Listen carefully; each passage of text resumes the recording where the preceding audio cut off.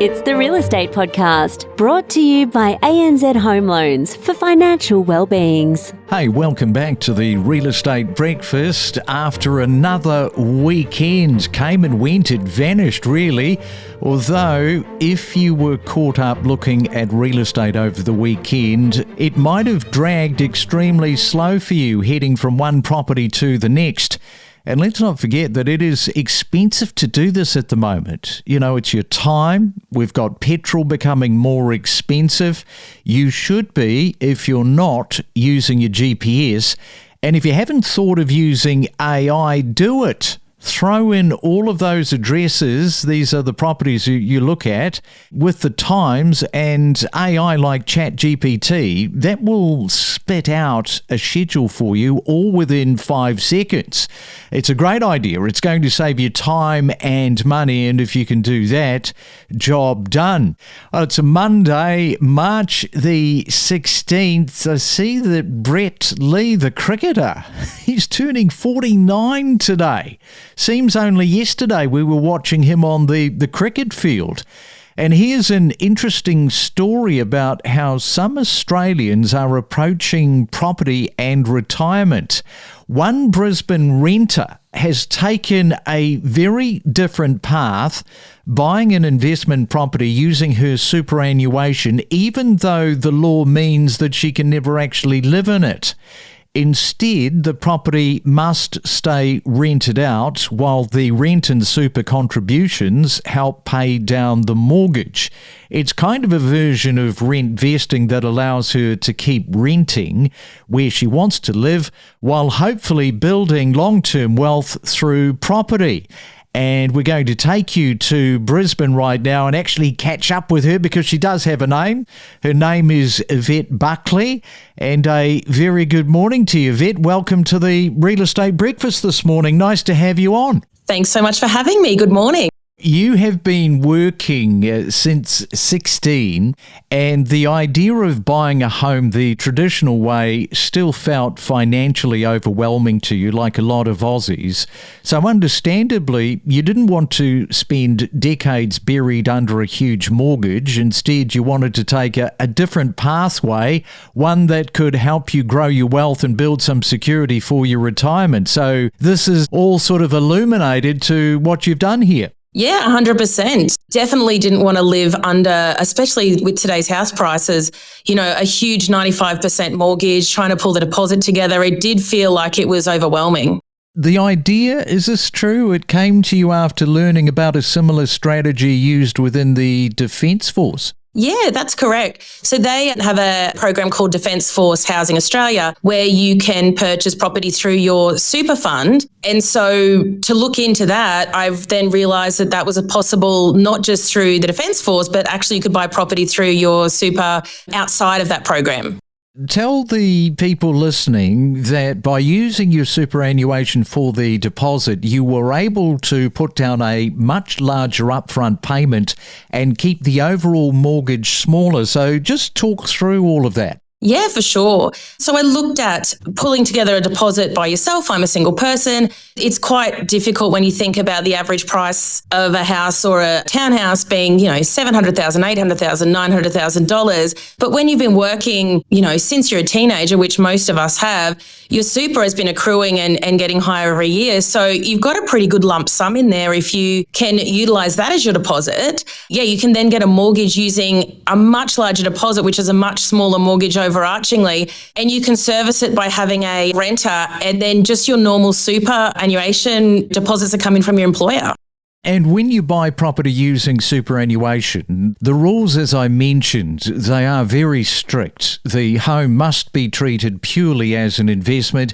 That means that you, your family, or your friends can never live in this property. The property must remain rented out with rental income and super contributions helping service the loan. Do you think, given the set of circumstances around the housing problems that we are suffering, that rule needs to change? I do. And I do think that it's a balance, because at the end of the day, your super is there to build your wealth for your retirement. But it's when you get to retirement that you would think, well, now I've got a property that I could move into and that's perfect. You know, I'm setting myself up. But in fact, you would have to sell that property, or you'd have to sell it to yourself at market rates. I'm not 100% certain on all of the legalities of it, but you would think that you would be able to then, once you're in retirement, and the whole point of super is to get you to retirement, you'd be able to use that asset that you have been building. Strategies like this, they do come with risks.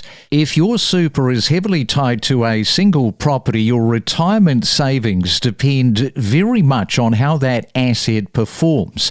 Buyers do need to think carefully about location, long-term demand, and the type of property that they're purchasing, because it is their retirement fund on the line. So that is a big factor, isn't it, when you go into this? Absolutely. And I got some really great advice from my buyer's agent, because I wasn't able to, exactly what you said at the top of the show, I wasn't able to find a property. It was so difficult. So I got some help. And when she gave me kind of her first rundown, she said, it's really important that this asset makes you money. And so you've got to buy the right property at the right time for the right price to build out the wealth, or to build out that asset that you're going to have, to build you to retirement.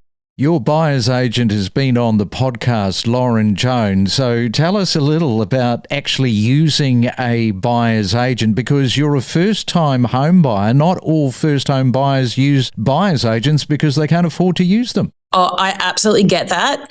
I looked for months, and it's almost a full-time job. I think everybody out there would know people don't get back to you. By the time you've tried to apply for a property or even ask a question about a property, it's already off the market. I was at the end of my tether. I didn't know what to do. I've got a full-time job. As part of my self-managed super fund, I was able to pay for the buyer's agent as part of that investment strategy. But honestly, Lauren is unbelievable. I met her on like a Tuesday, and the next Friday I had a contract signed. Yeah, she's very onto it, isn't she? So that was money well spent. It's money well spent, and in the short term, it feels like a lot of money. But when you're building towards retirement, that's just going to be a drop in the ocean to get you the right property and get you on the ladder, because getting on the property ladder, even as a first home buyer, is unbelievably difficult. We are talking to Yvette on our Monday morning. When we come back, we better find out what sort of property Yvette bought. So we're back with that after this. Every morning from 6 a.m, we bring you the latest real estate news with diverse perspectives from leading industry experts. We deliver the most property podcasts across Australia every week. Stay ahead of the competition with the latest news, insights and data analysis on the property podcast that keeps you informed. And here's a question for you. How active was home renos in the 1970s across Australia? Well, I can tell you that in the 1970s, renovating older inner city homes became a huge opportunity for investors in places like Sydney and Melbourne. Many Victorian terraces were run down and cheap in the 70s. Early investors, what did they do? They bought them for very little, renovated them, and helped spark the gentrification of suburbs like Paddington and Carlton, areas that are now some of the most valuable in Australia. So there's a look back to something that was happening around renovations in the 1970s. It is a Real Estate Monday. We've got Yvette talking about this very interesting way that she has got into the property market.